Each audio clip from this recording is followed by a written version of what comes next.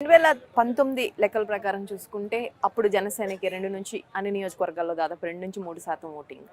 ఆ 2-3% ఓటింగ్తో పాటు చంద్రగిరి లాంటి నియోజకవర్గాలకి ఒకవేళ తిరుపతిలో కానీ జనసేనకు సీట్ ఇవ్వాల్సి వస్తే ఖచ్చితంగా పవన్ కళ్యాణ్ పోటీ చేస్తారని ఒక నెరేషన్ నడుస్తుంది. ఒకవేళ అదే జరిగితే ఆ ఇంపాక్ట్ ఖచ్చితంగా చంద్రగిరి నియోజకవర్గం మీద కూడా 100% ఉంటుంది. సో అది మీకు అడ్వాంటేజ్ అవుతుంది ఆబ్వియస్గా.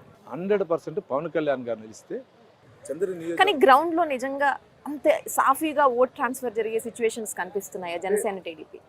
జనసేన కార్యకర్తలు 100% వాళ్ళ నాయకుడు పవన్ కళ్యాణ్ గారు చెప్పిన విధంగా చెప్పుకుని నడిచే పద్ధతిలో ఉన్నారు. చంద్రబాబు అరెస్ట్ జరిగే వరకు కూడా రాయలసీమ జిల్లాల్లో నాయకులు ఎవ్వరూ యాక్టివ్ అవ్వలేదు. గత 6 నెలలు సంవత్సరంగానే చంద్రబాబు అరెస్ట్ తదనంతర పరిమాణంలో అంతకుముందు మాత్రమే యాక్టివేట్ అయ్యారు. సో మొత్తం లీడర్లు ఎవ్వరూ గ్రౌండ్లోకి వెళ్ళడం మానేశారు. అది ఇప్పుడు నష్టం చేసే అవకాశం కనిపిస్తుంది. అన్ని చోట్ల లేదండి, కొన్ని నియోజకవర్గాలు రాయలసీమ అంటే ఉమ్మడి చిత్తూరు జిల్లా కొన్ని నియోజకవర్గాలు. ఇప్పుడు మేము 2019 నుంచి మాది ఫేస్బుక్ కానీ ట్విట్టర్ కానీ చెక్ చేయండి. ఓడిపోయిన వారం నుంచి నేను కంటిన్యూ అందుబాటులో ఉన్నాను. కోవిడ్ టైంలో కూడా నేను ప్రజలకు అందుబాటులో ఉన్నా, నా వల్ల ఏం చేశాను. సో రాయలసీమలో వారసులు వచ్చారు, అన్ని నియోజకవర్గాల్లో వారసులు కనిపిస్తున్నారు. ఇప్పుడు మీ నియోజకవర్గంలో మీరు చెవిరెడ్డి భాస్కర్ రెడ్డి గారితో కాకుండా వారసులతో పోటీ పడాల్సిన అవసరం కనిపిస్తుంది. ఏమన్నా ఎక్కడన్నా అది అడ్వాంటేజ్గా మారే ఛాన్సెస్ ఉన్నాయా? అంటే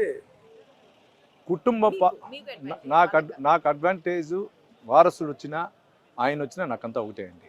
ఎవరు వచ్చినా నాకు ప్రత్యర్థి ఒకటే. కుటుంబ పాలన అనేది వాళ్ళ వైసీపీలో వాళ్ళే మాట్లాడుకుంటున్నారు. ఒకే ఇంటికి ఇన్ని పదవుల, ఒకే ఇంటికి భాస్కర్ రెడ్డి గారికి 4,000 కోట్లప్పుడు 4 పదవులు ఉంది. అంటే 4 పదవులు 4,000 కోట్లు. MLA, TUDA chairman, whip, TDD board member, 4 పదవులు మంచి పదవులు అన్నమాట. 4 పదవులు పెట్టుకొని 4,000 కోట్లు సంపాదించారు.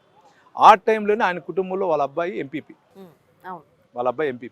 వాళ్ళ అబ్బాయికి అప్పుడే రాష్ట్ర వైసీపీ యోజన కూడా ఉంది. అంటే వాళ్ళ చిన్న కొడుకు కూడా ఏదో ఒక పదవి ఉంది.